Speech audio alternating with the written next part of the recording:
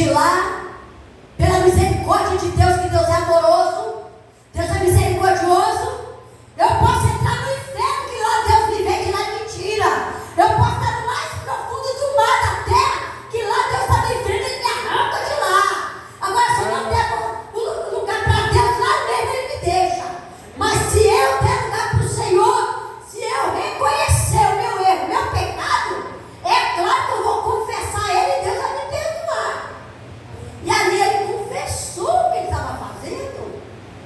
O que é que Deus fez com amor tão grande? Enviou um grande peixe, que a Bíblia relata uma grande baleia, engole Jonas. Agora Jonas, sabe quando Jonas foi clamar? Ele disse: do ventre do inferno clamei a Deus. Ele se comparou dentro daquele ventre daquela baleia, como se estivesse dentro do inferno. Pensa aí o sufoco que Jonas viveu dentro do ventre daquela baleia, até o Senhor lançar ele lá na areia. Querendo ou não, como ele lá de dentro do ventre da baleia, ele confessou o Senhor o seu erro, o seu pecado, Deus perdoou, lançou ele lá, mas Deus levou. Deus não levou de volta não. Deus levou diretamente aonde ele queria, botou a baleia a caminho de Nínive. A baleia foi parar lá em Nínive. É lá que lançou Jonas na areia. E Jonas foi pregar para aquele povo. Mas depois que passou o sufoco, depois que passou a grande prova, que foi fazer a obra de Deus, que foi dar lugar para o Espírito Santo de Deus trabalhar, não é diferente no dia de hoje não, igreja. Não é diferente no dia de hoje. O povo só dá lugar a Deus mesmo depois que passa uma prova muito grande. Eu falo por conta de mim mesmo, por causa de mim mesmo. Eu sou exemplo vivo disso. Eu tenho uma experiência muito grande. Eu passei bons pedaços na presença de Deus, mas eu louvo a Deus, que Deus nunca permitiu que eu olhasse para trás. Quantas vezes eu entrava dentro da igreja e dizia assim, ó, aqui dentro eu não volto mais. Eu só dizia que não voltava naquele dia, mas bastava chegar o outro dia, que a ansiedade do meu coração era grande, vai chegar a hora eu me poder ir para dentro da igreja adorar o Senhor. É esse Deus que eu sirvo, porque eu falo assim, quando Deus te pega, Ele pega para valer, não solta não, igreja. Você vai fazer a vontade de Deus querendo ou não querendo, você vai fazer a vontade de Deus, sabe por quê? Porque essa palavra, a Bíblia diz, enquanto ela não for pregada a toda nação, toda criatura, o Senhor não voltará. Está incumbindo a mim, os obreiros, os pastores, as missionárias de pregar a palavra de Deus, os obreiros, os ungidos de Deus, os profetas de Deus. Sabe o que eu acho engraçado no dia de hoje? Eu estou falando por experiência, igreja. Eu governei por quase 7 anos. Na igreja era uma bênção, trabalhando aqui, as crianças louvando a Deus. Eu acho isso muito lindo. Os louvores da harpa.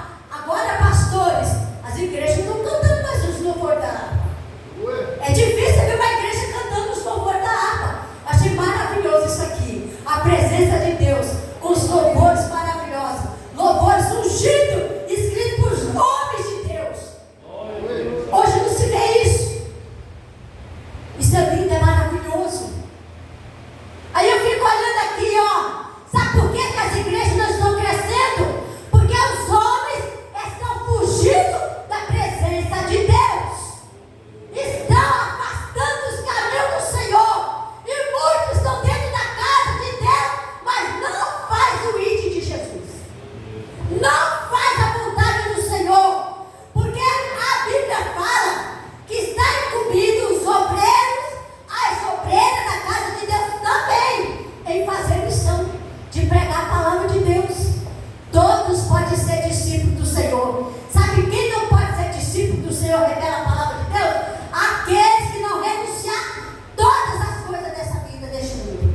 Esse não pode ser meu discípulo, a palavra de Deus diz.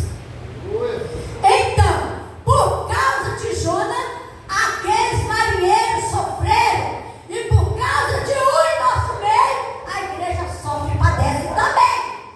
Mas só tem uma coisa, eu sempre digo da igreja, fica preocupado com o pecado dentro da igreja, que o pecado, ele atrapalha o crescimento da igreja. Mas Acã estava lá no meio do povo de Israel, quando eles descobriram, estava lá no cantinho que eles fizeram, tirou ele do meio do arraial. Deus tira ou não tira? Uma igreja que é santa, lavada e remada pelo sangue do Cordeiro,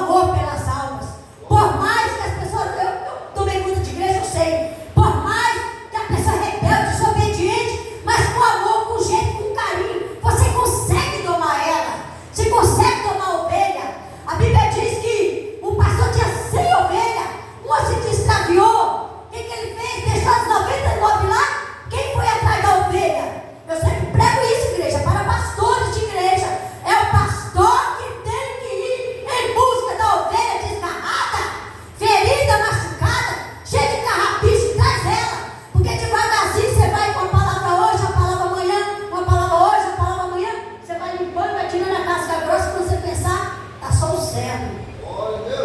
A sua madeira fixa, firme. Então, o que quer dizer? Seja o Isaías, não seja o Jonas covarde, mas seja o Isaías. A Bíblia fala em Isaías 6 que Deus escolheu, consagrou Isaías para ir pregar a palavra.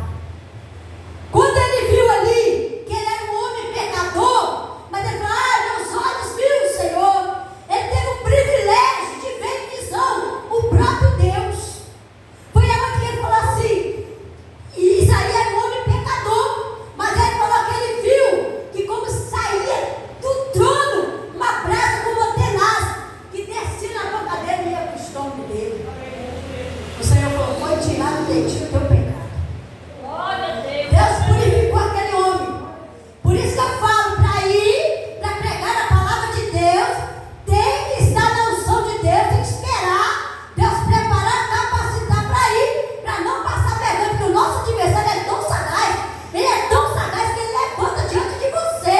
Se tiver desconcertado diante de Deus, ele chega diante de você e abre a boca e fala: eu sei da sua vida, sei o que você faz, sei por onde você passa, conheço todinho a sua vida. Ele fala, ele é sagaz. Mas esse homem aqui, foi separado, consagrado, e Deus perdoou o pecado daquele homem. E quando o Senhor falou: agora, quem enviarei? Quem há de ir por nós? Ele falou assim: eis-me aqui, envia-me, Senhor. Que coisa linda, igreja. Quando o homem e a mulher se prontifica em fazer a obra do Senhor. Seja o Isaías na vida, seja o Jeremias.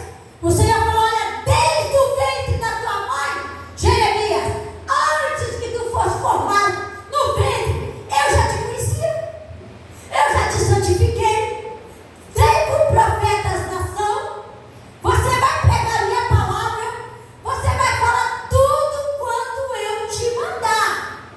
E ele, naquele momento de desespero, bom, o Senhor me escolheu para uma grande obra. Eu, profeta, no meio dessas nações rebeldes que tem por aí? Não, não, Senhor. Eu sou como uma criança, nem sei falar ainda. Quem disse que não? Igreja, eu sempre falo uma coisa: nós vamos para a obra de Deus. Tem homem que tem bacharel, teologia, você entendeu? Mas fala um monte de baboseira. Muitas das vezes você quer ouvir uma palavra pelo Espírito de Deus, você ouve um monte de baboseira e não enche a igreja. Não enche a igreja. A Bíblia fala assim comigo e com você: não se preocupe com o que você vai falar, porque eu colocarei as palavras na sua boca, no seu coração. Aquilo que Deus quer falar, onde Ele quiser, Ele fala, igreja. Ele fala. Se Ele precisa falar, Ele vai falar. Ele vai usar o profeta e vai falar. Então Jeremias se colocou como uma criança pequena que não sabe falar, está começando a falar. Mentira, Jeremias. É só você abrir sua boca, porque eu vou colocar as palavras. Eu vou te falar o que você vai falar. Tudo quanto eu falar no seu ouvido, você fala isso, fala aquilo, você vai falar. É isso aí, gente. Servir a Deus é isso. É deixar que o Espírito Santo de Deus fala no seu ouvido, fala no seu coração, para você transmitir para a igreja do Senhor. Então seja o Jeremias, dá lugar para o Senhor, deixa Deus falar no seu coração e transmite para aqueles que Deus quer falar. Ezequiel também, Deus escolheu ele como profeta. Tem tanto profeta na Bíblia, tem tanto profeta, igreja. Foram muitos os profetas. Tudo para falar palavra dura. Não foi palavra mansa. É por isso que eu medo hoje em dia do profeta muitas das vezes abrir a boca. Só que só fala uma coisa: se Deus mandou falar, não podemos cortar o caminho. Nós temos que falar aquilo que Deus mandou falar. Porque se a vida tiver que perecer, se você não falar, ela vai perecer. Aí você vai perecer junto com ela. E se morrer pelo caminho, a Bíblia vai dizer que naquele último dia, Deus vai colher o sangue na palma da sua mão. Deus vai cobrar. Deus vai cobrar. Então que seja meu ou meu, nós temos que falar. Só que Ezequiel foi diferente. O Senhor falou: eu te constituí como atalaia dentro do meio do meu povo, dentro da minha casa. Foi dentro da casa de Israel. Foi profeta dentro da casa de Deus. Tem os profetas que vão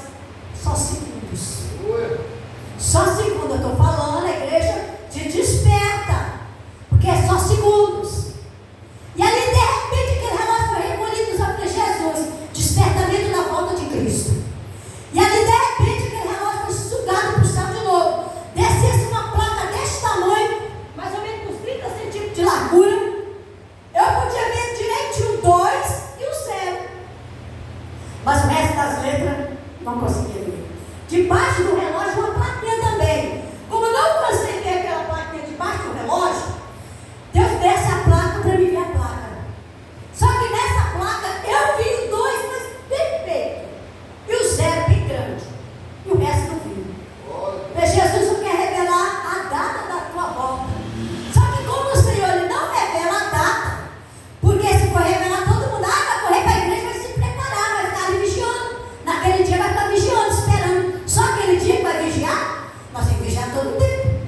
A Bíblia diz: vigiai e orai, para não cair em tentação, porque não sabemos o dia e nem a hora que há de vir o Filho do Homem. E ali, de repente, eu olhando para os céus, eu falei: Senhor, eu falei 2008 para 2009, já se passou. Isso foi ano passado. 2008 para 2009, já se passou. Aí eu fui e falei assim: vou completar essa placa.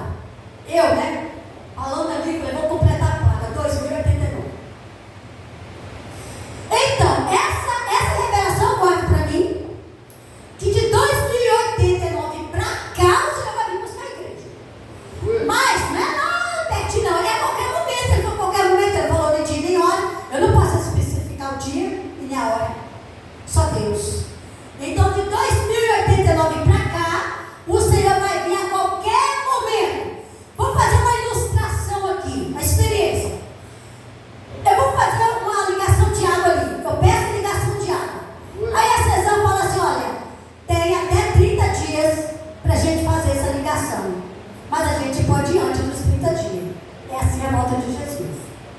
Ele deu a data, mas ele preveu a data, mas porém, ele pode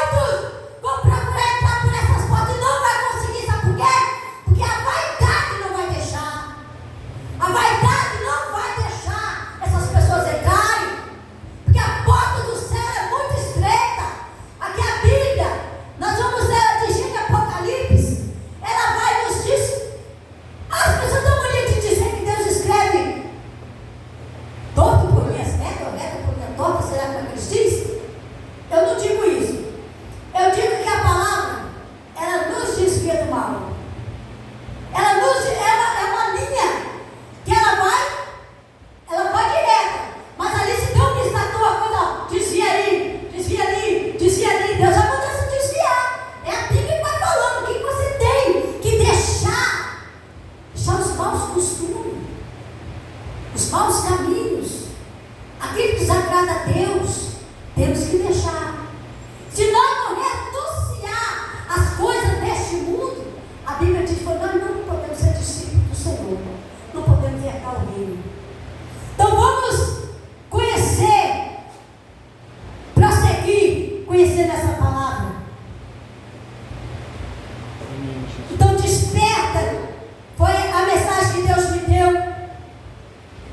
Desperta a igreja, desperta tu que dorme, levanta de entre os mortos, e Cristo esclarecerá, para que nós não andamos como necios, mas como sábios, sábios,